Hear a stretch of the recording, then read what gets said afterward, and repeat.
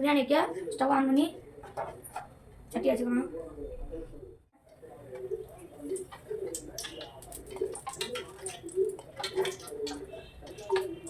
தேவையான எண்ணெய் ஊற்றிக்கிட்டு அடுத்து கொஞ்சம் தேங்காய் எண்ணெய்,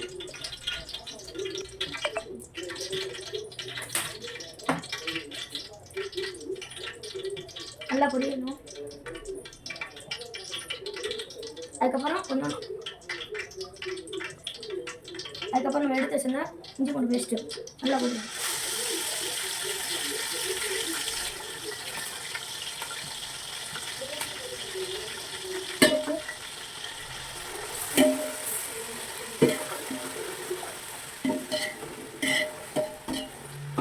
நல்லா கிண்டிக்கணும்.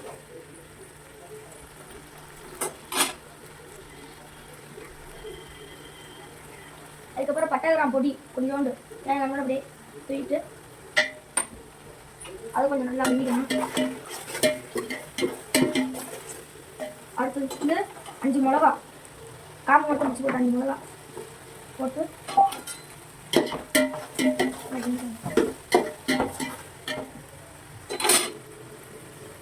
அதுக்கப்புறம் 6 பெரிய வெங்காயம் நறுக்கி வச்சுருந்தது அது கொஞ்சம்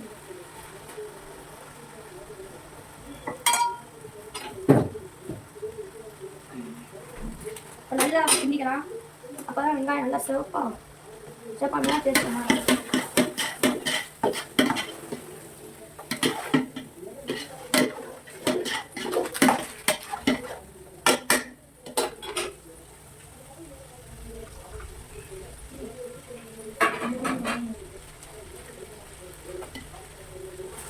நல்லா கிண்டிக்கலாம்.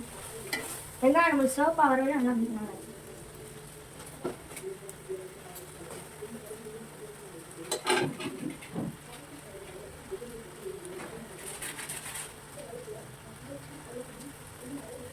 நல்லா பிடிச்சிடுவோம்.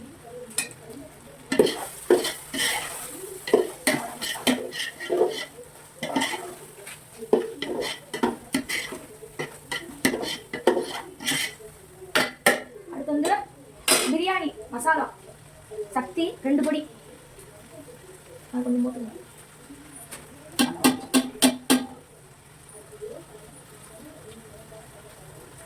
போட்டுக்கிட்டோம்.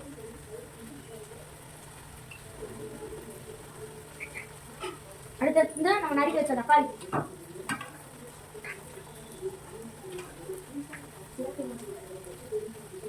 கருவேப்பிலை கொத்தமல்லி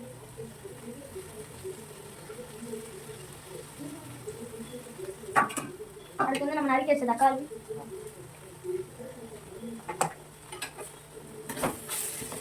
இது மட்டும் நல்லா கிண்டிக்கலாம்.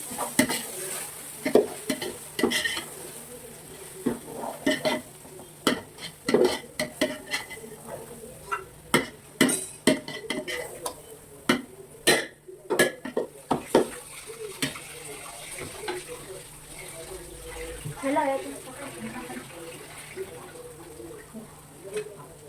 அடுத்து வந்து இப்போ போல நம்ம நறுக்கி வச்ச தக்காளியை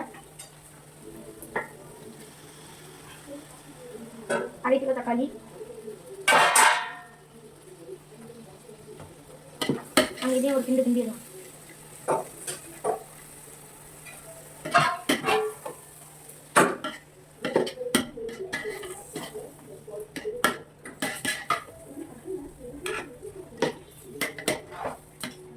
நல்லா கிண்டிக்கணும்.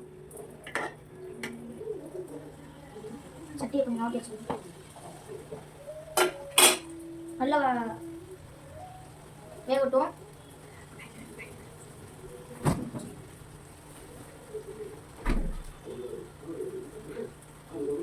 இப்போ வந்து நல்லா டேஸ்ட்டாக இருக்கனால கொஞ்சம் தயிர் எல்லாத்தையும் நம்ம ஊற்றுறோம். தயிரை போட்டு நல்லா கிண்டிடணும் மக்களே.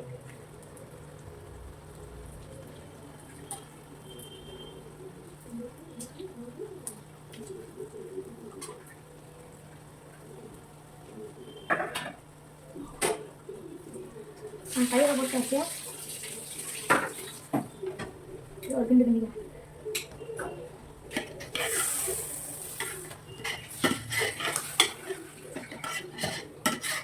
பார்க்கவே இப்படி சூடு மக்களே.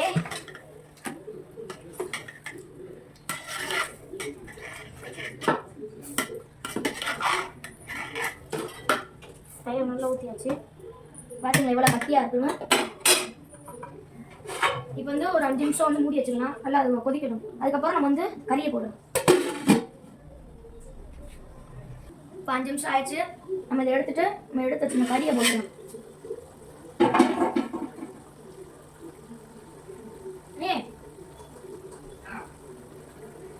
கறியை போடணும்.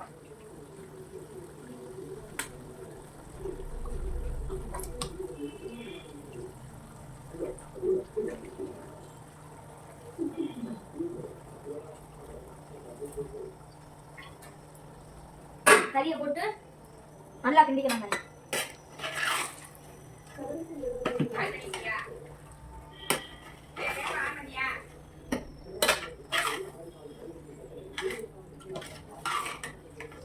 நல்லா கிண்டியாச்சு. கல்லுப்பு கொஞ்சம் கல்லுப்பு கொஞ்சம் கல்லுப்பு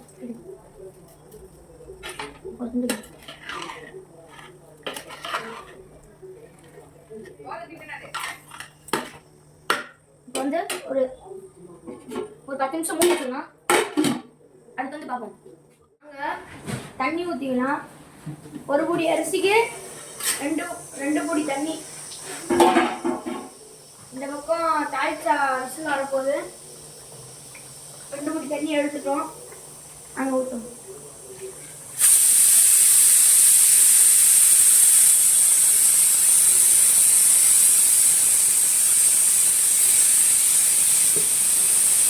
ஊற்றிட்டோம்.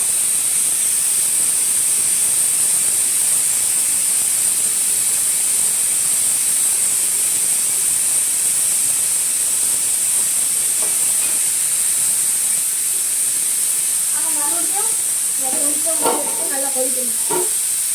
அதுக்கப்புறம் நல்லா கொதிச்சு அரிசியை போட்டு பார்த்துக்கலாம். இப்போ வந்து தாளிச்சாக்கு ஒரு விசில் வந்துருச்சு. அதுக்கப்புறம் இன்னும் ஒரு விசில் வந்தோடனே அமைச்சிடலாம். இன்னும் 2 விசில் வந்துருச்சு. தாளிச்சா ஆஃப் பண்ணிடலாம். அதெல்லாம் தாளிச்சா ரெடி ஆகிடுச்சு. அது வந்து பிரியாணி அரிசியை போட்டுக்கணும்.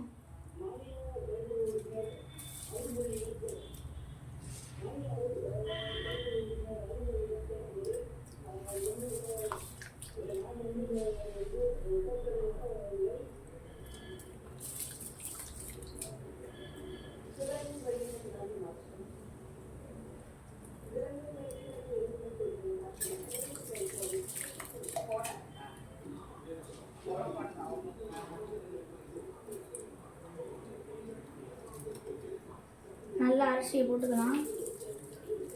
அரிசியை போட்டு மூடி வச்சுட்டு அடுத்து வந்து பார்ப்போம். அரிசியை போட்டாச்சு. வாங்க ஒரு கிண்டிக்கலாம்.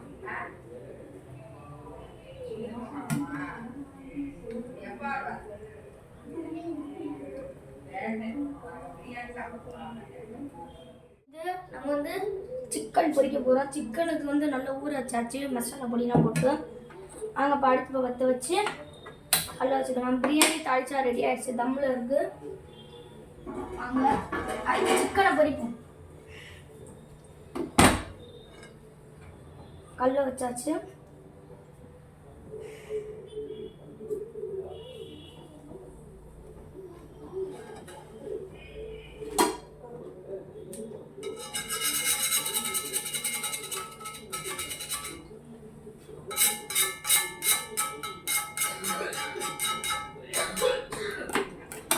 இப்போ வந்து நம்ம எண்ணெய் ஊற்றிக்கலாம். எண்ணெய் ஊற்றிட்டு நம்ம எடுத்து வச்சிருந்தா கறி மசாலா போடுறது. கறி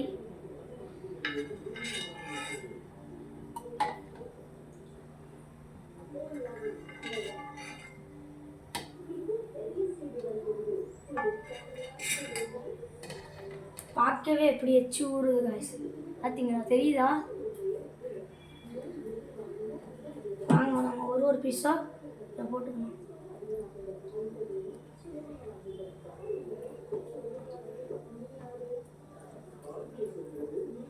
உங்களுக்கும் சமைச்சு கொடுத்த மாதிரி இருக்கும், நம்மளும் சாப்பிட்ட மாதிரியும் இருக்கும். நல்லா கலர் பொடியெல்லாம் போட்டு சூப்பராக பண்ணியாச்சு கைஸ்.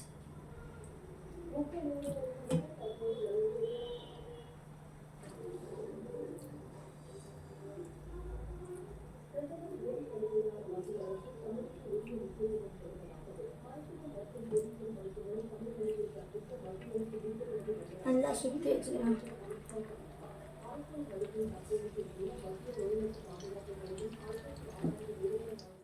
வந்து வாசமாக இருக்கனால மிளகாப்பில் கொஞ்சம் கருவேப்பிலை போட்டு அதுக்கு வாங்க.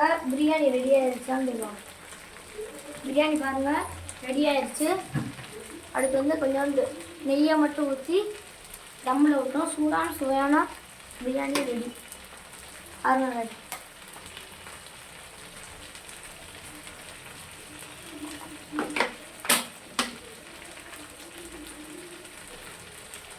பார்த்தீங்களா, நெய்யெல்லாம் விட்டாச்சு. ஒரே ஒரு கிண்டு மட்டும் கிண்டிட்டு அவ்வளோதான். இந்த வீடியோ பிடிச்சிருந்தா மறக்காமல் லைக் பண்ணுங்கள், ஷேர் பண்ணுங்கள், சப்ஸ்கிரைப் பண்ணுங்கள். நாங்கள் சாப்பிட்டு பார்த்து எப்படி இருக்குன்னு நாங்கள் உங்களுக்கு காட்டுறோம். நீங்களும் வாங்க சாப்பிட. பாருங்க எவ்வளோ அழகாக கிண்டுறாங்க.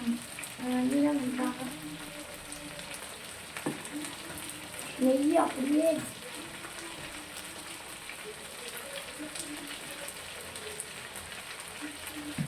இதுவும் நல்லா வந்துருச்சு. இப்போ வந்து தால்ச்சா, பிரியாணி, சிக்கன் 65 இது 3 வச்சு சாப்பிட்டு காட்டுறேன் பாருங்கள்.